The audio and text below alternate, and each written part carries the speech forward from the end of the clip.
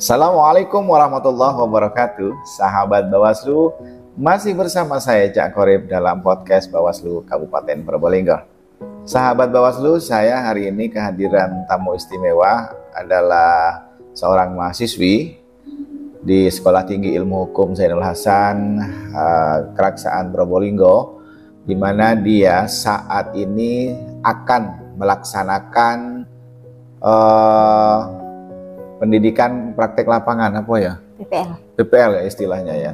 Ya, jadi akan melaksanakan PPL di kantor Bawaslu Kabupaten Probolinggo ini. Jadi saya tidak membuang-buang kesempatan untuk mengajak dia untuk bincang-bincang bersama kita seputar Bawaslu dan kepemiluan. Tentu ini akan menjadi penting bagi kita, sahabat Bawaslu, melihat kondisi saat ini, pengawasan tahapan pemilu sedang berjalan dan apa pendapat dari seorang mahasiswi terkait dengan pemilu 2024 ini. Sahabat Bawaslu, langsung saja kita sapa dia. Assalamualaikum. Waalaikumsalam warahmatullahi wabarakatuh. Alhamdulillah. Vio Dwi Aprilia. Violeta Dwi Aprilia, mahasiswa Sekolah Tinggi Ilmu Hukum Zainul Hasan, Keraksaan Probolinggo. Vio, semester berapa? Semester 6. Nah, semester 6 itu memang saatnya untuk melakukan praktek ya. Oke. Kenapa kok mau praktek di sini di Bawaslu Kabupaten Probolinggo? Jadi memang dari perguruan tinggi kami menyediakan beberapa lokasi atau tempat PPL untuk melaksanakan kegiatan tersebut. Di antaranya ada Kejaksaan, PA, PN. Kenapa saya memilih untuk PPL di kantor Bawaslu Kabupaten Probolinggo? Karena memang saya tertarik dengan kepemiluan, karena memang peran mahasiswa sangat penting dalam menghadapi pemilu 2024. Jadi saya ingin mengambil peran serta mempelajari hal-hal yang ingin saya ketahui di kantor Bawaslu Kabupaten Probolinggo. Oh, itu jadi memang diberi hak untuk memilih oleh kampus ya. Ada berapa teman yang praktek di sini? Untuk saat ini yang praktek ada 6 orang. 6 orang ya. Perempuan lakinya? 3 laki-laki.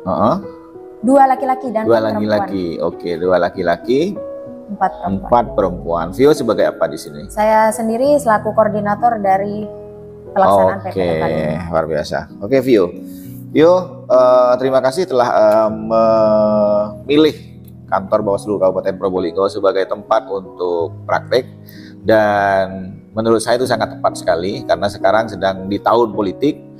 Mahasiswa hukum harus paham bagaimana politik terkait juga bagaimana pelaksanaan pemilu yang demokratis tentunya ya. Nah, berbicara tentang pemilu demokratis di sini, oke. Sebelum ke materi itu, saya ingin tanya latar belakang Vio sebelum ini, di samping menjadi mahasiswa Sekolah Tinggi Ilmu Hukum. Apa kegiatan-kegiatannya, Vio? Jadi selain saya aktif di salah satu perguruan tinggi Sekolah Tinggi Ilmu Hukum Zainul Hasan, saya juga sebagai panwaslu desa atau kelurahan. Berapa sih umurnya? Umurnya 24 tahun. Oh, sudah 24 ya, masuk sudah ya. Berapa sih kemarin? 21 ya? 21. Oke. Sebagai PKD ya. Iya. Oke, lanjut. Jadi memang selain saya berkegiatan di kampus, kuliah, saya juga kebetulan memang minat saya di kepemiluan, jadi saya memang mendaftarkan diri sebagai panwaslu desa kelurahan yang kebetulan saya memang berdomisili di Sukomulyo, Kecamatan Pajarakan. Oh, di Pajarakan, berarti bagian dari panwaslu Kecamatan Pajarakan ya. Oke, selain itu aktivitas di organisasi atau apa mungkin? Jadi untuk organisasi saya mengikuti beberapa organisasi internal maupun eksternal kampus. Di internal kampus saya mengikuti BEM atau Badan Eksekutif Mahasiswa, dan saat ini saya sebagai Sekretaris Dewan Perwakilan Mahasiswa atau DPM. Untuk eksternalnya saya mengikuti salah satu organisasi kemahasiswaan yaitu Pergerakan Mahasiswa Islam Indonesia Sekolah Tinggi Ilmu Hukum Zainul Hasan. Komsat juga jadi anggota di. Nah, kebetulan saya sekarang sebagai ketua komisariat PMI. Luar biasa. Cewek seharusnya kopri ya, tapi luar biasa di sini. Jadi ketua Komsat PMI di Sekolah Tinggi Ilmu Hukum ya. Cewek lagi ya.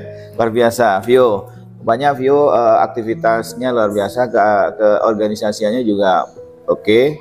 itu memang sangat diperlukan oleh seorang mahasiswa karena itu penting pada saat nanti itu dibutuhkan ketika terjun ke masyarakat. Maka ini harus menjadi inspirasi bagi teman-teman sahabat Bawaslu muda ya, generasi Z. Itu harus di kampus harus banyak berorganisasi karena itu penting. Bukan tujuannya hanya sekedar hura-hura atau sekadar demo-demo, tidak, tetapi itu menjadi bagian dari pencarian jati diri, menyerap ilmu-ilmu dan pengalaman sejak dini sehingga saatnya nanti kita bisa aplikasikan di masyarakat. Itu sangat baik dan bagus sekali. Oke, Vio, kita lanjut terkait dengan pemilu ya. Menurut Vio, peran mahasiswa dalam pemilu 2024 ini seperti apa? Jadi ketika kita berbicara tentang pelaksanaan atau penyelenggaraan pemilu, mungkin kita hanya berfokus kepada 3 lembaga utama, yaitu ada KPU, Bawaslu, ataupun DKPP. Namun tidak dapat dipungkiri, memang sekeras apapun 3 lembaga tersebut bekerja, tidak menjamin 100% pemilu berhasil, karena memang dibutuhkan dukungan dari masyarakat yang salah satunya merupakan mahasiswa sendiri, yang katanya mahasiswa sebutannya dengan istilah kaum intelektual. Maka di sini peran mahasiswa untuk pemilu sendiri yang paling penting adalah dengan bagaimana mereka memahami apa itu pemilu dan bagaimana pelaksanaannya, serta menghindari hal-hal yang tidak diharapkan dalam pemilu itu sendiri. Mungkin perannya lebih spesifik kepada pemahaman terkait pemilu itu sendiri dan mensosialisasikannya kepada masyarakat tentang bahaya-bahaya yang akan terjadi dalam pemilu 2024 mendatang ini. Oke, salah satunya peran dari mahasiswa adalah membantu melakukan sosialisasi terhadap bagaimana penyelenggaraan pemilu di tahun 2024 ini. Saya tekankan lagi bahwa terutama di pengawasan pemilu, Bawaslu Kabupaten Probolinggo tidak akan bisa secara maksimal melakukan pengawasan di pemilu 2024 ini yang kemungkinan akan ada potensi-potensi pelanggaran yang akan terjadi. Maka dari itu tentu Bawaslu akan mengajak lapisan masyarakat untuk bersama-sama mengawasi jalannya pemilu ini. Salah satunya adalah insan kampus perguruan tinggi, terutama mahasiswa. Karena mahasiswa ini adalah merupakan insan yang masih mempunyai idealis yang tinggi dan perlu kita berikan pendidikan politik yang lebih dalam kepada mereka. Nah, salah satunya kepada Vio ini, dan kebetulan sekali Vio adalah merupakan saat ini menjadi bagian dari pengawas pemilu. Nah, hal tersebut juga merupakan bagian dari bentuk partisipasi masyarakat, termasuk mahasiswa masuk dalam struktur kepengurusan dari pengawasan pemilu sebagai PKD. Nah, kita tanya lagi terkait dengan pengawasan partisipatif mahasiswa ini kepada Vio. Vio, kita lanjut. Selain tadi Vio menyampaikan bahwa bentuk peran mahasiswa adalah melakukan sosialisasi kepada masyarakat dalam pendidikan politik ini, apalagi selain itu? Jadi selain memberikan pemahaman atau sosialisasi terkait dengan pemilu itu sendiri, peran mahasiswa selain itu mungkin dengan melakukan atau mengawasi, memantau pelaksanaan setiap tahapan dalam kepemiluan ini untuk 2024 mendatang. Jadi selain memberikan sosialisasi, pemahaman, juga mengawasi atau memantau, dan selain itu berusaha untuk sehingga agar dalam pemilu ini terhindar dari pelanggaran pemilu. Atau juga gini ya, salah satunya juga menjadi informan ya, pemberi informasi awal, atau juga sebagai bagian dari pelapor ya, apabila ada dugaan-dugaan pelanggaran. Jadi itu penting keberadaan daripada masyarakat, terutama mahasiswa itu pertama membantu kita untuk mensosialisasikan kepada masyarakat tentang pentingnya pengawasan pemilu partisipatif. Kemudian yang kedua menjadi pelapor ya apabila nanti di setiap tahapan ada dugaan pelanggaran. Kemudian yang ketiga menjadi atau pemberi informasi awal. Kenapa kok memberi informasi? Karena informasi awal ini juga menjadi sangat penting apabila pelapor itu takut artinya tidak bersedia data-data pribadinya difuskan, diinformasikan kepada halayak ramai, sehingga dia mungkin karena khawatir terancam dan seterusnya, maka nggak masalah. Itu silakan informasikan kepada kami walaupun identitas pelapor itu tidak ditujukan, maka kami akan tidak lanjuti dengan menjadi sebuah temuan. Kemudian berikutnya adalah apa lagi tadi ya? Ya, jadi beberapa hal tersebut kita masuk ke dalam pengawasan, bentuk pengawasan partisipatif. Baik, Vio, kita lanjut terkait dengan, saya ingin tanya pendapat Vio, apabila di dalam tahapan pemilu 2024 ini tidak ada pengawasan atau ada pengawasan tapi tidak maksimal karena tidak ada bantuan dari masyarakat untuk melakukan pengawasan partisipatif, gimana? Apa yang terjadi kira-kira?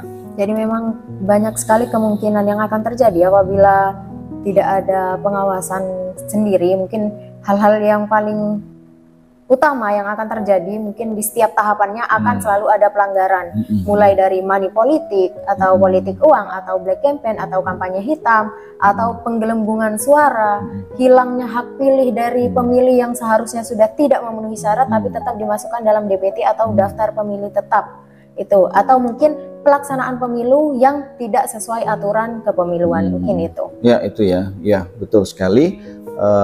Kalau tidak ada pengawasan atau bahkan ada tetapi tidak maksimal karena masyarakat apatis ya, masyarakat tidak turut serta, tidak berpartisipasi dalam pengawasan, maka bakal terjadi pelanggaran-pelanggaran di tahapan pemilu seperti money politik tadi disebutkan, kemudian manipulasi suara tadi, kemudian penyalahgunaan hak pilih, dan biaya pemilu menjadi lebih mahal ya. Ya karena itu tadi kita menggunakan uang untuk menyerap suara rakyat, ditukar dengan uang, akhirnya banyak yang dikeluarkan. Ketika sudah jadi, dia merasa bahwa waduh sangat mahal sekali biaya politik. Akhirnya apa yang terjadi? Dia mencari cara untuk bisa mengembalikan biaya itu dengan cara korupsi. Salah satunya itu, maka itu yang ditakutkan. Oke, oleh karena itu sahabat Bawaslu, penting peran serta masyarakat untuk bersama-sama melakukan pengawasan pada pemilu ini. Agar apa? Agar dugaan pelanggaran itu tidak terjadi. Kalau pelanggaran itu terjadi, maka pelaksanaan pemilu yang demokratis ini sekarang dipertanyakan sudah kalau banyak dugaan pelanggaran, sehingga hasilnya juga dipertanyakan. Hasilnya memilih pemimpin juga dipertanyakan, wakil-wakilnya juga dipertanyakan. Oleh karena itu keberadaan Bawaslu tidak akan jalan, tidak akan maksimal pengawasannya tanpa peran serta masyarakat, termasuk salah satunya adalah peran serta dari adik-adik mahasiswa. Itu ya Vio ya. Terima kasih Vio atas kesediaannya untuk saya ajak untuk bincang-bincang, yang sebentar lagi akan melakukan praktek di kantor Bawaslu Kabupaten Probolinggo ini. Selamat datang di Bawaslu Kabupaten Probolinggo bersama teman-teman. Ambil ilmunya, raih ilmunya, dan serap semua yang ada di Bawaslu Kabupaten Probolinggo. Terima kasih sahabat Bawaslu. Saya Cak Korib dalam podcast Bawaslu Kabupaten Probolinggo bersama Violeta Dwi Aprilia. Ya, bersama rakyat awasi pemilu. Bersama Bawaslu tegakkan keadilan pemilu. Wallahul muwaffiq ila aqwamit thoriq. Wassalamualaikum warahmatullahi wabarakatuh.